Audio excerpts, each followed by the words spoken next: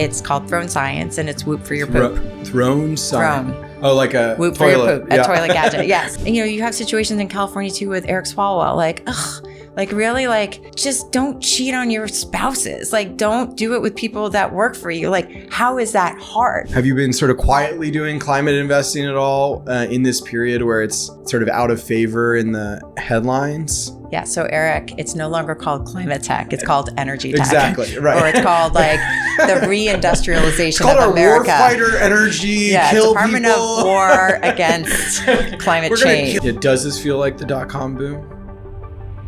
Different. Katie Jacobs Stanton and I were one of the few voices in the tech industry when ICE was brutalizing Minnesota to stand up and say that something had gone terribly wrong. Makes sense. She'd worked in the Obama White House, and like me, we've been deeply troubled by everything happening in the Trump administration. She's a former Twitter executive, so we dug into what Elon Musk has done into Twitter. She's worked at Google, Yahoo, Color, and the US State Department. She was once the person trying to get the government using Twitter. Now, I guess she has some regrets of how it's panned out. She's a lone VC who says she still tracks diversity numbers and wants to think about recruiting underrepresented founders. This is the Newcomer podcast. I'm Eric Newcomer. Please follow along at our Substack, newcomer.co, and enjoy my conversation with Katie Jacobs Stanton.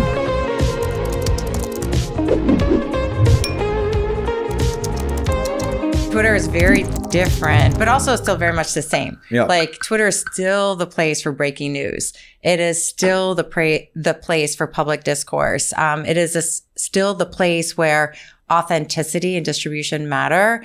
It's a very different place in that different voices are louder and more powerful. Cat turd looms large. Yeah, Doge anything. Right. And so a lot of memes. And the product is, so more well fine-tuned to different things to kind of amp you up. And I can feel it. I'm not following that account. Where did that account come from? And why is this, post making me mad? And so it's a very different kind of a product. A lot of people that I used to follow are no longer there. They're on different platforms, but I can't live without Twitter. I still love it. Do you use Blue Sky and Threads too, or are you loyal to Twitter? I'm pretty loyal to Twitter. You call it Twitter, or you have accepted? I call it Twitter. Sometimes I call it X when I'm mad at it. Well, I think Nikita, who runs product, who's amazing by the way, big fan. He used tweet as a verb in the last month or so. So clearly, even people deep in X world can't help but. It was such a good name. I'm shocked that they abandoned it. I mean, you were dealing with the media specifically, using Twitter, right? Yeah. I mean, I think there was this recent blow up about, the New York Times not being sort of, a top, creator account on Twitter, despite sort of having a lot of followers. What do you make of that? I guess the Nikita argument was they're just putting out news headlines and expecting that to go off, which I guess is out of touch with Twitter, but that's also sort of what they do. I mean, I think the particular fight was that they had this big story on Iran. It was exclusive. It was clearly relevant, and the story wasn't doing well on Twitter. So yeah, I guess I would push back on this idea that it's a great vehicle for news right now. It's a great vehicle for angst about things happening in the world, but is it still good for news? I think both of those things are still true. I still think that the algorithm has changed quite a bit and has pushed down a lot of, older, more left-leaning institutions and has pushed up more right. I definitely believe that is true. I also believe it's probably true that the New York Times may not be using it to the best of its ability. So I think, it's complicated. And I also think we have a general trend of power going from institutions to individuals. You're probably super successful on Twitter or X or any of these programs because you're doing this for you. They sort of hate Substack. So it's and turning down links. I think I have a strong Twitter presence, but it's always one of great anxiety because when I launched, even though I think when I launched, I probably have almost 50,000 followers now. Maybe when I launched, I had 20,000-ish, but it was enough that you could be I'm announcing this Substack and people would retweet it. And it was willing to send people elsewhere. But now it doesn't feel like Twitter's as eager to let you use your fame on Twitter to do other things. Yeah, I feel that too. And, but I can't live without it. I mean, it's a love-hate relationship, right? And, Twitter's this cockroach of a product. It just can't be defeated.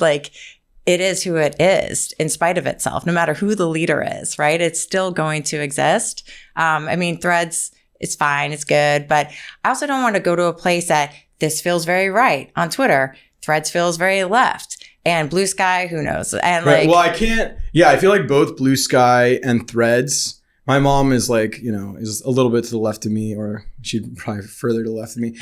She's on Blue Sky a lot. I feel like, I'm always telling her, if I spent a lot of time on Blue Sky, it would probably make me more conservative, because you I don't know, if you're an independent-minded thinker, you want to react to the dumb things you read. And so if you see a lot of dumb conservative things, I think it makes me like, all right, I'm definitely, not with those people. But if I was on Blue Sky, I don't know, watching sort of, random cancellation circles now, it'd probably, shift me slightly to the right. So there can be weird dynamics with having a sort of one sort of political ideology in charge of a platform. Exactly. It's not healthy. And so maybe we should just be off all of that, right? Maybe we should talk to each other. Do you delete Twitter from your phone? I feel like I occasionally try and delete it, and then I'm like, oh, but I want to know. Or I go on vacation. I'm like, I'm away from my, the policy is like, oh, I'm going to use it only on my computer. But then, I'm away from my computer and I need it back. Yeah. I haven't deleted Twitter from my phone, but I've deleted others from my phone. And I've actually moved Twitter from the first page of my phone to I have to really dig for it or search for it. Right. So, and I think it just becomes a habit, right? When you enjoy it, you get that dopamine hit and you're getting a lot of engagement. You're inspired to do it again. And if you tweet something, nobody says anything back, you're like, I feel like a loser. Maybe I'll just take a break from it. So I think sort of the reinforcement mechanisms of it just influence your behavior quite a bit. So for better, for worse. Right. Yeah. It's built to be somewhat addictive. You're investing in the earliest of early stage companies. Mm-hmm. To what extent are you searching for the next Twitter? Or are you looking for a lot of social companies these days? Do you think there's much opportunity? What are you seeing on sort of I'm sure everything is AI inflected, but are you getting any interesting, we'll be the next online sort of discussion platform type pitches? Yeah, to be honest, I have zero interest. You're like, run away. It's terrible. Don't build it. Founders I don't know. Obviously I feel like we're due for something new. These things come in waves and there's going to be a different way. But I also think we have oversteered things. We have kids who have, screen addictions and a lot of anxiety, and they're anxious. An entire anxious generation.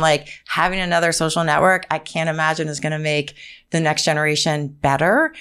So I think we almost need to take a step back. We were talking earlier about how do we go outside? How do we enjoy spring? How do we enjoy seasons? How do we enjoy each other? How can we have more human empathy? Where's the tech money to be made on that? That is true. It's a sincere question. Right? How do you, your job is to sort of make money. You either, I guess you invest in other categories, but is there an opportunity to, find profit in steering people away from being on their phones too often? Maybe. I met a founder recently who's actually trying to invest in that. What are better therapies to help kids with anxiety, getting them off of their phones? I think that's really noble and very worthy. There are some startups helping you find camping grounds. And how do you enjoy the outside more?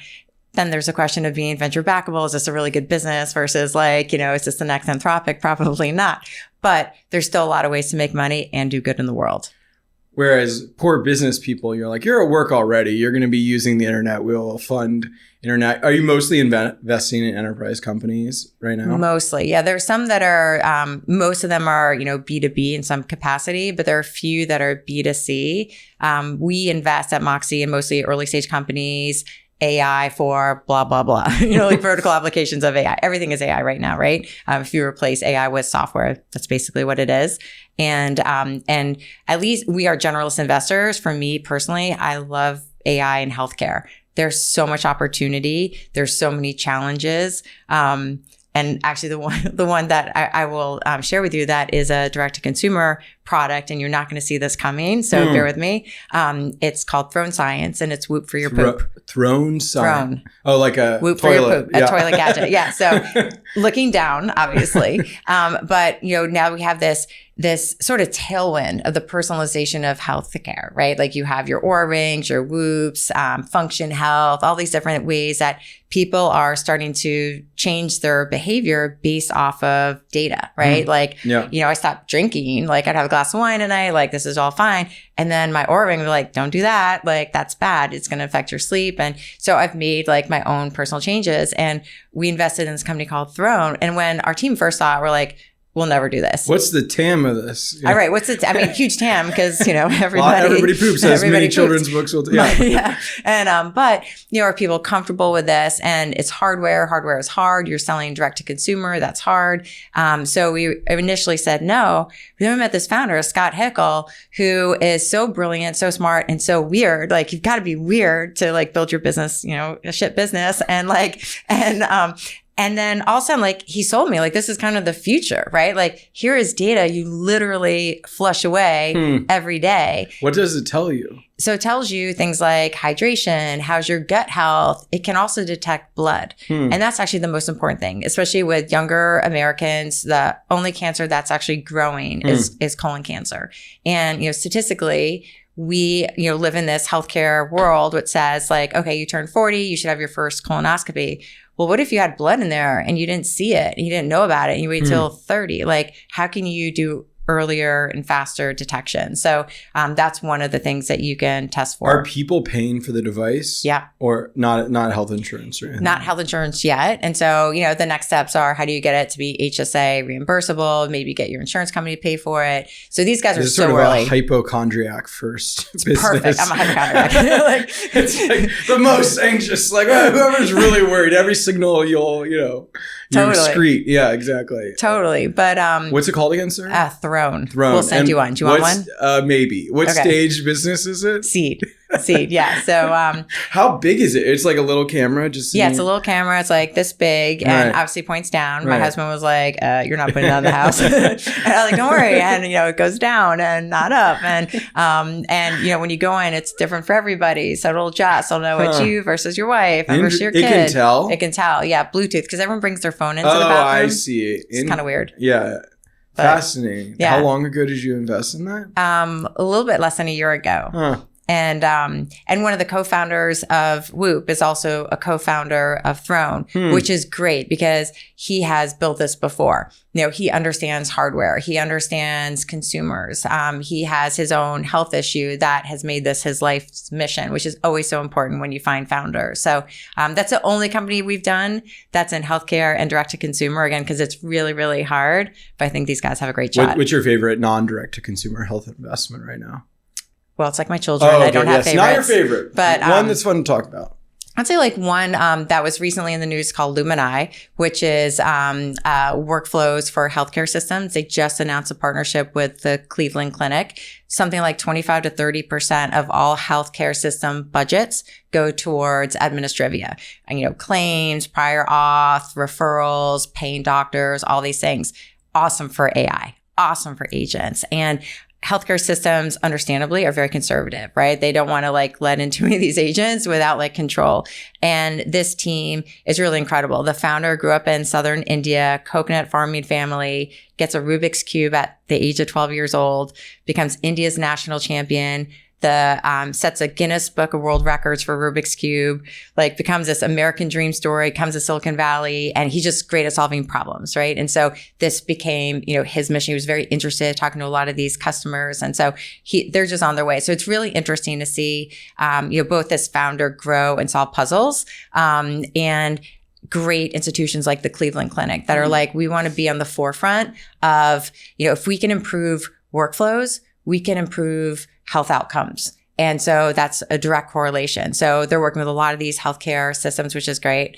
And then one other favorite founder is Pharos Health, which is they're really early. This is maybe the most charming founder you've ever met, and having a British accent helps. But they had worked with hospitals in the UK and the NHS to use AI machine learning to look at patient safety data. So meaning that if you go in the hospital to deliver a baby, you don't leave with sepsis. And there are a lot of things that, happen, unfortunately, at hospitals. And so another great thing for healthcare systems to automate and not have nurses for. Let nurses work with patients and let AI work with paperwork. And so, so this team, again, very, very early, they just signed their first contract with a major healthcare system. So it's really exciting to see in the next 5 years, healthcare is going to dramatically change. And so seeing what is that tech stack going to look like? It's not just going to be Epic, right? There are going to be all these other systems. I was watching a TikTok earlier this week, and there was an influencer, John Green, talking about his brother Hank Green.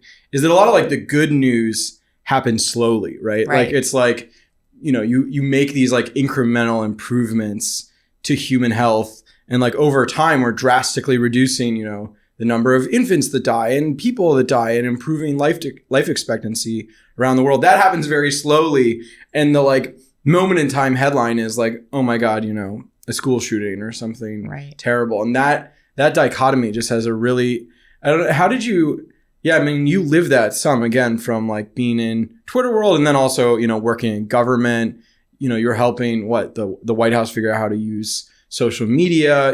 Sorry about that. You grew up in a can of worms. It seemed innocent. I don't know. The media is often blamed for this phenomenon. I guess I'm sort of articulating in a way that it's human nature and sort of the way things happen. When you were in government and working on the tech side, did you see answers to this of ways to make sort of positive moments resonate, or do humans just love negative moments? Yeah, from media, if it bleeds, it leads, right? And unfortunately, people get drawn to this rubbernecking of terrible things that happen. But we have to change that. Part of it is human nature, but part of it does need some intentionality. How do we shine a bright light on the things that make us great? I think we saw that in the past week with Artemis 2. What a moment, right? Everybody, nobody talked it's right, it's left, it's north or south or whatever.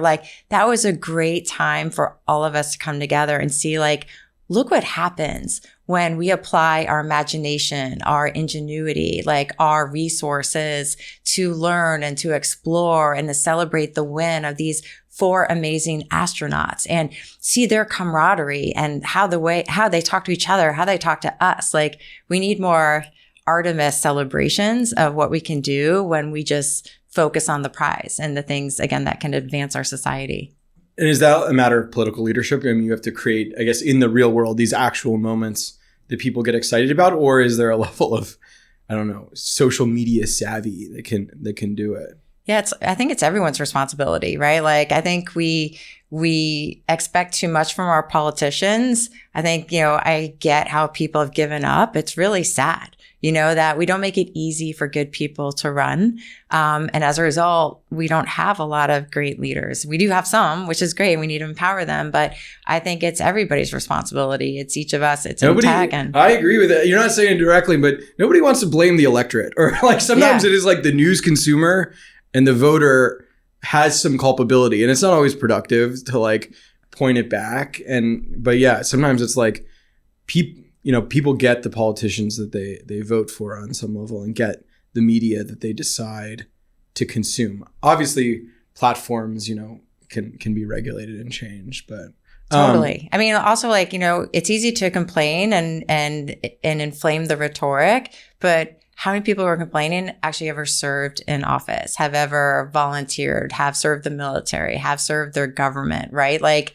Unless you do it, it's really we all have to step up. We all have to shine a brighter light. And it's harder to come up with the ideas to fix the world than I think people sometimes think complaining online. Because sometimes I'm just oh, what is the idea that somebody wants? I don't know. It can be a little abstract. One thing, we both, spent time in the Obama administration. I think both, democratically aligned.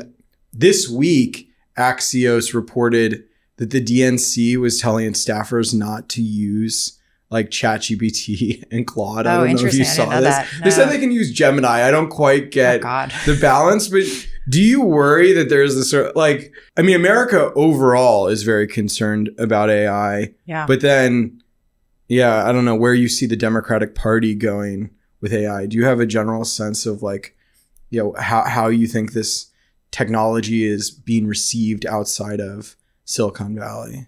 I mean, I think the Democratic Party has bigger things to worry about than AI, honestly. Like, what is the message? Like, what do you stand for? Like, who's next? Like, how do we talk normally to the American people and not at the American people? So I think the Democratic Party has a lot more, bigger things to really work on. But in some ways, populism is very of the moment, and like True. being anti-AI, anti-business, like anti-tech is a path into populism. I mean, it's not what I want, but if I were just to read the tea leaves and be like, oh, what's going to make for a sort of compelling campaign. Also, if you wanted to attract some of the MAGA people, it's somewhat bipartisan to hate the tech industry. I don't know. Do you see sort of a populist wave coming for AI? We're already seeing sort of the data center resistance. Exactly. I was going to mention that. So I think, I forgot the stats, but there was a survey of how younger people feel about AI, and it's something like 30 to 40% hate it.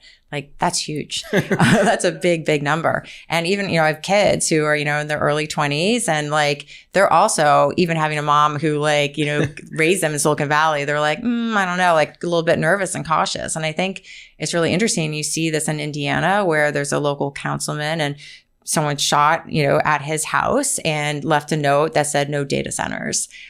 People are mad. And I think we need to listen to that. And people are nervous. They're worried about their jobs. They're worried. I mean, will AI probably take away more jobs and create them? Probably. And no one's having a conversation about that. And I think we need everyone to kind of have that conversation. Like, what does that future look like? And also immediately, how do we retrain the next generation, to work in the trades, how to leverage AI, how to be prepared. I mean, I remember taking typewriting class in school, which seems like that's really aging myself. But obviously no one needs that anymore. Everyone grows up in these things. I was clearly a few years later, but when we'd have the typing classes, you'd have to do word puzzles or whatever. You're just supposed to type to get clues. And I just remember we'd memorize all the answers. We could see any sequence of blanks. I'd all right, I know what the answer to this. I've done the same rote work over and over again. But I don't know. Well, in New York right now, there's this fight over self-driving cars, and Waymo's pilot, I think, was not renewed. I just find, the anti self-driving car position to be abhorrent. I mean, I agree. I love Waymo. Right. I know, it's amazing.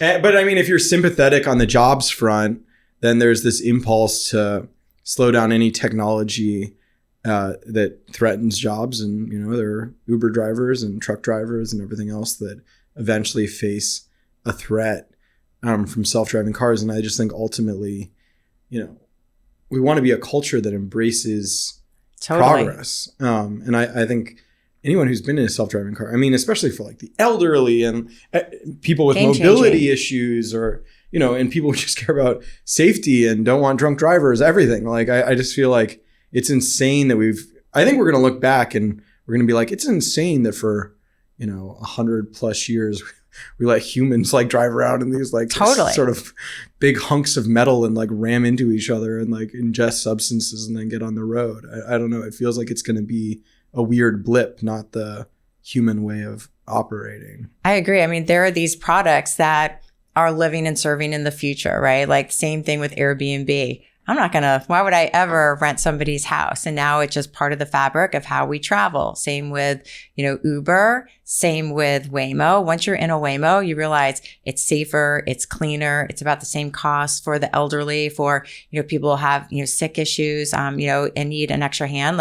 Waymo is incredible. I'm only in a Waymo when I'm in San Francisco. I see this with Throne. It's early, but living in the future, at some point we'll look at the fact that we sort of flush away all this data, not really analyze it to inform how we're doing. Do we have a food allergy? Do we have blood going on? So these are the things that, this is regulation gone a little bit too far in New York and not really thinking about the benefits to all New Yorkers, just, a certain category of people who feel threatened. What keeps you sort of, I guess, excited to the extent you are about the left and liberal politics in an era where Silicon Valley is swung to the right? Some of the things we're touching on, Democrats can be more anti-capitalist at times, more resistant to technology, somewhat more skeptical to some of the company, just like less inclined to be like, oh, there's something there. I don't know. What do you think is sort of the positive message and what excites you about like what the American left has to offer right now? I would say I'm excited. I would say I'm cautiously optimistic that that a new generation of leaders are starting to evolve that are just normal and sensible and understand the political realities of what they're dealing with. Like I look at Daniel Lurie, the mayor of San Francisco, amazing. What a turnaround, right? Like we had him speak at the Cerebral Valley AI Great. Summit, and yeah, he was by far the most popular speaker. I think we had all these CEOs, and it's like sort of a politician that's like, I appreciate the hard work you're doing in industry, but we need to bring everybody along with us. It's such a winning message. Yeah. So like, how is it that politician. Hard? Like he's in it for the right reasons. He's sensible. He's centrist. He is very honest and direct about the challenges in front, and when things go wrong, to be straightforward about it. Americans are just so sick of being like spun and lied to, and we're gaslighted like nobody's business. I feel terrible for younger Americans growing up, and they must think like this is normal. Like, this is not normal. This is bad, What's not, like, growing up in sort of the MAGA year, or people who've only sort of known Trump? Yeah, they've only known Trump, and they've only known this, like, kleptocracy, frankly. And they've only seen, like, these extremes, and they're seeing the other side just kind of give up. Like, be like, it's too hard. I'm just going to do my own thing. I'm not going to pay attention. Like, we'll wait another couple of years. And that's not healthy either, right? Like, we should encourage debate. Like, we should encourage the transparency and openness and looking at the data to help us inform, like, what is a better outcome for everybody in this community? We're never going to be able to please everybody, but at least let's be honest and direct about it. And, you have situations in California too with Eric Swalwell, like really, like, just don't cheat on your spouses. Like, don't do it with people that work for you. Like, how is that hard? Like, no wonder people are just sick of politics. I had Matt Mahan in that chair, I don't know, 3 or 4 weeks ago. I like him. I mean, now he's maybe second, third place in the primary with Swalwell out. It's not the most exciting message. Like, in an era of like Trump, and, I think Zohran Mamdani is doing like a pretty good job, both in what he's delivering and messaging. And, I'm a built-in sort of Mahan supporter. It's like, I like the tech industry, knows a lot of the same people. I knew him like a decade ago. It's not the most like flashy message. And it's just like, it's hard to win as a centrist without some, you literally have Tom Steyer right now saying he's going to like, I mean, I don't know why I'm laughing. I'm somewhat sympathetic, but like jail, some of the people who worked in ICE and used like the power of California, to go after, ICE officers. So I don't know. It's hard. I don't know if you've donated to Mahan or anything. I haven't. Yeah. Do you have a view on the race or who's left? Not really. Just kind of watching it. But, like, where are the reasonable people? Like, how do we make it easier for the reasonable people to serve more of their constituencies and, just be honest and straightforward and honorable? I haven't. I mean, the challenge is, this is what I sort of pushed on him about. I just sort of like kept coming back to Trump, that it's hard to be just sort of like middle of the road when you have to react to the stuff you described before, which is like a kleptocracy and sort of just the, degradation of our government and culture. And so I don't know. I do think you sort of need a politician who's pretty upset about that. Yeah. And says we really need to like work hard to go back the other way.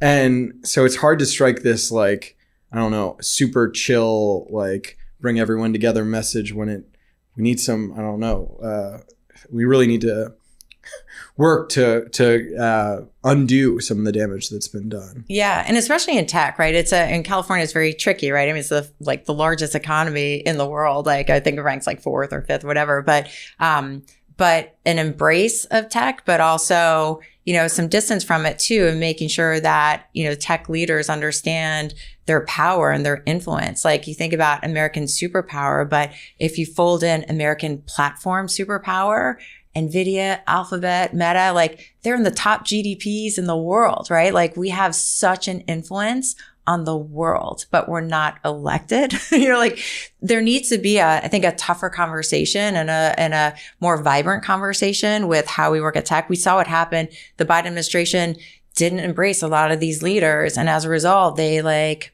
went another direction, and then they got their feelings hurt. They got mad and they're, whatever. And they went a different direction because they were just kind of, they weren't listened to. And I think we just need a leader or a set of leaders in California that are just going to be, again, reasonable, thoughtful, honorable, and attentive to what are the advantages of these new emerging technologies and what are the implications to, everyday Americans and citizens around the world as they emerge. Yeah. What do you make of, the lack of backbone, I guess, in tech? I mean, we both were, incredulous, I don't know, morally outraged when, ICE was, killing people in the street. And it really felt like a moment where a lot of people, in the business community and tech were too silent. I called Tim Cook a quisling at that point in time. Like, I don't know, we sort of moved on. I think, Trump de-escalated somewhat. And I guess the reaction was sufficient to get some change there. It's not clear we're totally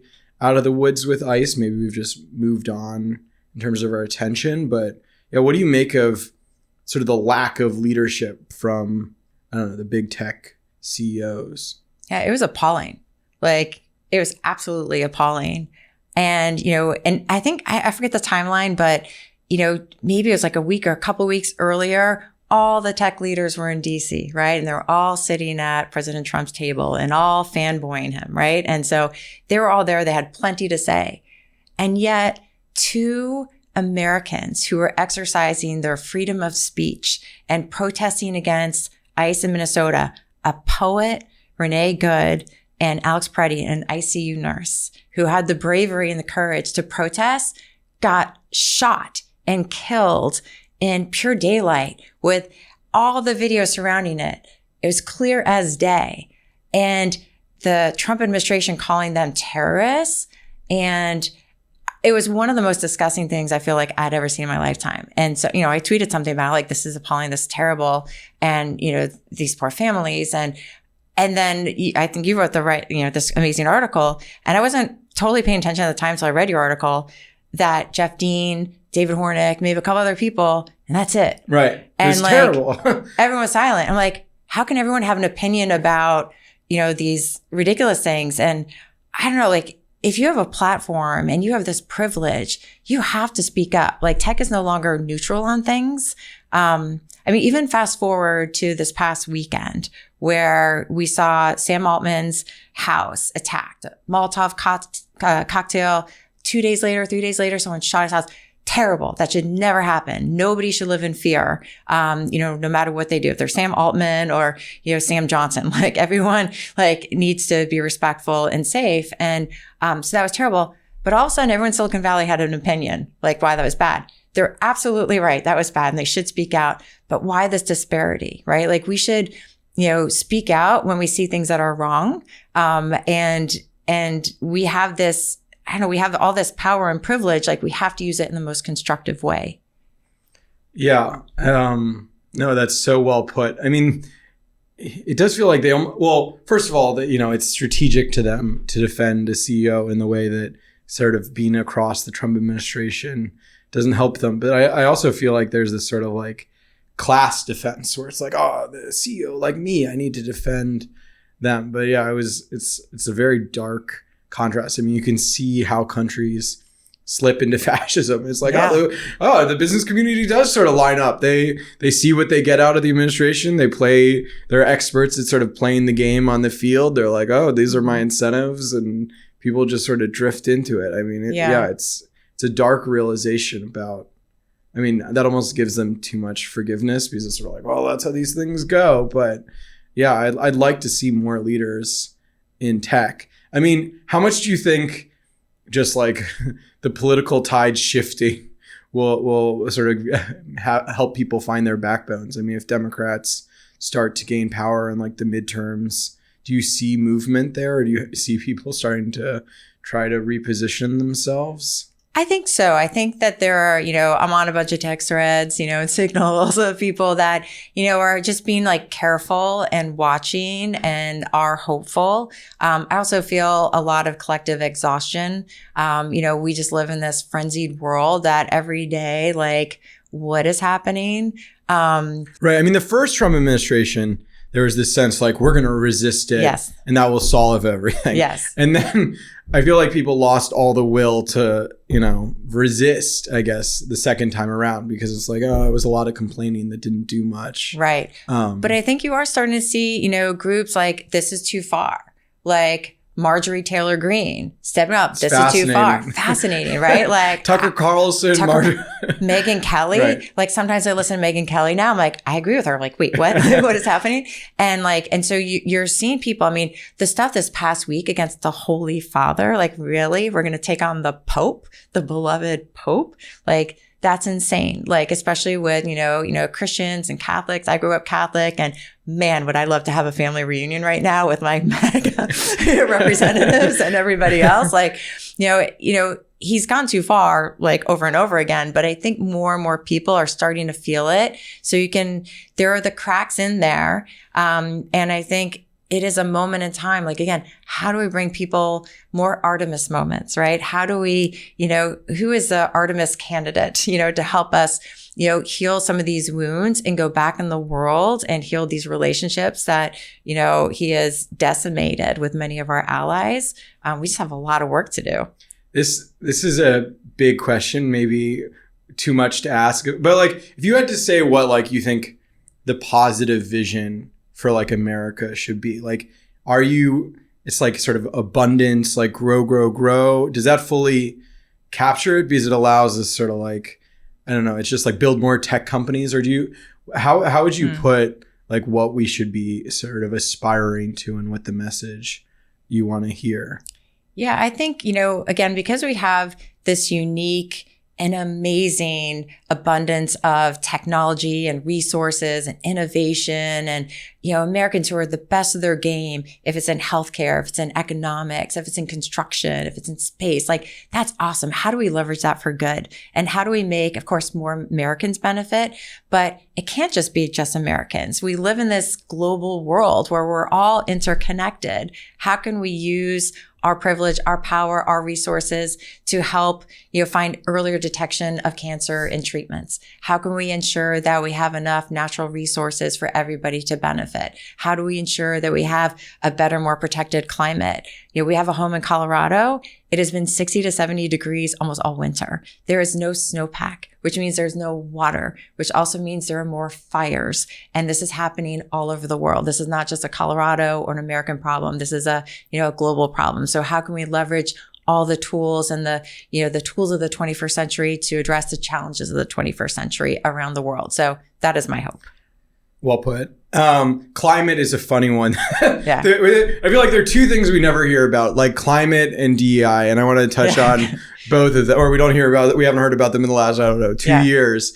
Climate, somebody was making the point to me literally at lunch before this, that because of the war in Iran, it's like you're starting to hear like at least energy is a concern again. It's like we need other energy sources. So even if people, because of the Trump agenda, don't want to frame it in like environmentalism terms, right. There's suddenly it's good not to just be dependent on Middle Eastern oil. But yeah, I mean, have you been sort of quietly doing climate investing at all in this period where it's sort of out of favor in the headlines? Yeah. So Eric, it's no longer called climate tech. It's called energy tech. Exactly. Right. Or it's called like the reindustrialization of America. Warfighter energy, kill Department people. of War against climate We're change. We're going to kill people with our solar panels. Yes. Yeah, exactly. So there is kind of rebranding, right? And I think that's really important. And we have a number of companies in our portfolio that are in that category, and they're crushing it. We have one company called Overstory, and it's AI for vegetation management that's addressing that we have, a heating Sorry, yeah, the heating planet. And as a result, we have more fires, and utilities cause something like 50% of 11% of fires and 50% of the economic destruction, right? And so it's a huge, huge problem. We see this certainly in California, Colorado, in New York, it's had fires. Like, it's crazy. Anyway, so Overstory works with utilities to help them use AI, satellite data, all this other interesting stuff, to be able to get ahead of these things. So which of their assets need to, cut back trees? Where should they reinvest things? And utilities have adopted this like crazy. We led this around a few years ago. They're now this market leader of grid resilience. So not climate tech, grid resilience. And it is a huge business. They are growing really fast. They're crushing their numbers. And it is so exciting to see. So here's a great practical use of AI that is going to save a lot of people's lives. It's going to save businesses a lot of money. It's, the company's actually based in the Netherlands. The CEO is American.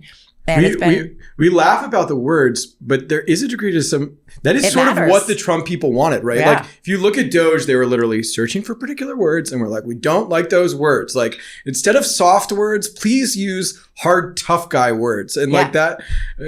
So DEI, diversity, equity, and inclusion. Like, how much is that truly gone versus you think there are still efforts going on that just like people don't want to talk about? Yeah, there are still efforts for sure, which is great, but people don't use them, right? And people don't talk about them. People don't report on them. I do. We send our investor updates every quarter, and I track and I report on how many of our founders are, Black, brown, female, immigrant, whatever. And so I think it's important. And, we don't invest in companies just because they fit a certain category, but I do want to make sure that we're building products and backing founders that reflect the customers that they serve. And so, it isn't as widespread as maybe it used to be, but I still think it's important. It's amazing we live in an industry, that loves to think from first principles. Yes. Yet, first principles. But yet they're totally socially reactive. It's like you were doing, not you, but everyone else, like doing DEI before. Now that it's out of favor, you don't talk about it at all. Yet you're a first principles thinker. Like, it's, the herd mentality on this one is pretty gross. I mean, ultimately, do what you think is right. And if you think it's right, you should do it. There's obviously a lot of merit, a lot of data that suggests that, diverse companies and diverse teams will have better outcomes. So the data is there, the feeling is there, the outcome is there. So, for us, we're still going to do it. The sort of emphasis on it, like, were there any legal, I don't know, No. You feel like safe doing it. I mean, come at me because I report on that. Like, you're just disclosing data around. It's just data. Right? And I think sunlight is the best disinfectant kind of thing. Like, have the data. Be honest about what that data means, and and hopefully use that data in a really good, positive way. Do you think sort of minority founders and women are getting less funding now, or what's your sense on how much sort of not talking about DEI is translating into a lack of funding? Yeah, it's still bad. I don't know where the data... It was bad. It is bad. Yeah, it's still bad. Yeah. I remember, I think it was in 2016. I was in a group called #Angels, which was a group of girlfriends. We're still very close to this day. And we banded together to become better investors. And we started to see the cap tables of these companies that we're backing. And we're like, look, there's really not a lot of women. And there are really not a lot of underrepresented, people in these cap tables. And we worked with Carta to actually look at the data. And Henry Ward, the CEO and co-founder of Carta, was great. He was like, okay, I'll use our data science team. And I forget the exact stats, but it's something like 6,500 cap tables at the time. And only 9% of the capital went to women. And that was across founders and employees, early employees, VCs, and maybe one or two other categories. And that was terrible. It was kind of what we thought it was. But at least we knew where to start, and we could, always ask questions going forward, like, is it better or worse? And I haven't seen the data since then, but I'm pretty certain it's not much better, sadly. It is, I program conferences, we have speakers, we're doing a voice event right now. And it's like, we want more female speakers, but we also want like voice company CEOs. And it's the classic, you don't want to be. I've got a great one for you. Oh, you do? Daily. Oh, yes, great. Yes. Okay, what is it? Tell me about it. So it's API for voice and audio. Okay. So it's a dev tool. But all right, well, female this is exactly what it's like, give me solutions. I'll have people be like, you need more women. And it's like, all right, tell me, I don't know any women. Give me a specific one. And like, we'll think about it. We'll see, how much money they've raised. The challenge is, I don't want to call anyone out, but one time, we've programmed. Well, one of the women we programmed was like, I'm shocked that I get to be included among these other people. And you're like, you almost want to be like, no, act like you're supposed to be there. Like we don't want it to be sort of like, you're the one that didn't sort of make the cut. You're like, you're in the list, you're on the stage. I don't know. Funding is somewhat different than speaking in that we are sort of like tracking the people before. I don't know. But I think you're right. Like I remember once Kara Swisher called me and asked me to be like speak on something, and my kids were little at the time. I was like, I can't do it. I'm really busy. And she called me up, and Kara's Kara. Like she doesn't mince words, right? And she was like, what the fuck? She was like, Katie, you need to take your space. And I was like, what does that mean? She's like, I'm giving you this opportunity. Take it. And like, don't sit back because you have to watch the kids. Find someone else to watch the kids. Like, do it. And like, it really stuck with me. Like, first, I don't want to be on Kara's bad side because she could be mean. She's so good at it. She's literally, I just on the podcast. She's so good. Yeah. And like, and I respect her and I admire her. And she has like been in this arena for a long time and she has made such a positive dent. And so, yeah, when Kara Swisher asked you to do these things, like you do it. But like, she's right. Like, take your space. And I think a lot of women, especially, you might be early in your career and you have kids, you have a lot of responsibilities. Maybe you're caregiving for your parents too. And you're like, ugh, I can't possibly do it. But if you're listening, do it. Take your space. Man, you need to, Kara, you need to internalize this. Right? I once asked Kara for advice on how she like books such great speakers. She's like, oh, I just asked them, It's like, no, there's a lot more to it. She's so good at being like real and like, she's so real. That you remember it and that it stands out and that she was like sort of pushed through. Sort of, it's so easy to just like ask over email. It's like, take whatever the answer. And she's good at that. Yeah. She might send a hitman after you too. So there's that. It's like, I have a long memory. Yeah. Any other so we talked through health. We hit a little bit on energy. Any other sort of interesting startup categories that you're watching right now? Have you invested in any like, I don't know, foundation model companies, or are you staying away from that category, given all the money going into OpenAI and Anthropic? Yeah, I think we're mostly staying away from that category. We're always looking for, great companies that are solving real problems. And that can be in, again, healthcare. It can be in finance. It can be in legal tech. So we have one company called Spellbook, which is AI for lawyers. And it's, legal tech, the most boring category that you could imagine like several years ago. And now it's like this race. It's so sexy. So we have, Spellbook we invested in, which is selling Is Keith Raboy an investor? He is. That's funny. That's bridging I know. two different political ends of the spectrum on this podcast. I think he talked about it here too. Oh, good. Yeah. And it's a great company and they're crushing it. And, this is a great one. Their customers love them and they're growing very fast. They're based in Canada. So it's a great Canadian win. We have another company here in New York City called Stanton, which is an AI native law firm. This founder, I met her here in New York at a New York tech event, and she had just left Cooley. And this almost never happens. When you're at an event, you talk to somebody and you're like, this person has just something special. Like, tell me more. I think we're going to invest. And the more I got to know her, like, the more excited I got. She's the winner. Like, got in every college. She goes to Vanderbilt. She becomes valedictorian. She goes to Marshall Scholar, applies to every law school, gets in every law school, goes to Harvard, free ride, all these things. And like, she just knows how to win and she's just so good. And so it's really fun seeing like, her and Scott from Spellbook just like grow these businesses that were not in anyone's imagination, like 5 to 6 years ago, and solving really hard problems. The founder, what was the company of the founder you were just talking about? Oh, sorry, it's called Stanton. Yeah, Stanton what's AI. It do? So it's an AI native law firm, and of course they have lawyers on the team. Very in vogue now. Well, obviously Crosby has raised a bunch of money in this category. Yeah, they have, but what Stanton is doing, they're working with early stage startups, right? And I see this all the time. It's such a big problem. You see a startup and they're spending thousands of dollars working with any of the major firms on incorporation docs and thousands of dollars on, their safes, their price round notes. That is not what they should be spending their money on, right? And so they're going to need that money for compute and everything else. And so Soxton does this at a fraction of the cost and really fast. And that team is just off to the races. So another New York winner for you. So if you're a startup, go to Soxton.ai. What fund is Moxie on right now? Fund 3. So so you've made it. You've made it to Fund 3, which is always the sort of test for a new manager. I don't know. We live in this world of venture capital where Andreessen Horowitz, Lightspeed, General Catalyst feel like they're sucking up so much of the money, so much of the attention. Like what have been the lessons you've learned trying to build a new, smaller, sort of early stage focused firm? And how do you sort of survive amidst all the giants? Yeah, I think number one is just stay focused, play your strengths. And so for us, it's, we look to invest 1.5 on 15 million, maybe up a little bit or down a little bit. That means we also have to get there really early. Can we compete with these $100 million seeds? Nope. Skip it.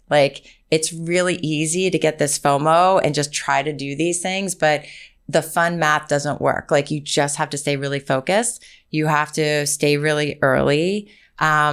And you have to be really fast. And so, when I met Logan Brown at Soxton, I met her that night and I sent her a term sheet a few days later. And I needed to do that before Andreessen or any of the other bigger guys, saw her and met her. And that's okay. I mean, I found her right after this and trying to close these deals as quickly as possible and also help them get to the next level. Because if Andreessen and Lightspeed and all these other, great firms, like you at seed, I promise you, they're going to like you even more at A, when you have more product market fit, when you have more revenue, when you have more data to make a good decision in. But it's very much a bifurcated market. Are you taking board seats ever? No.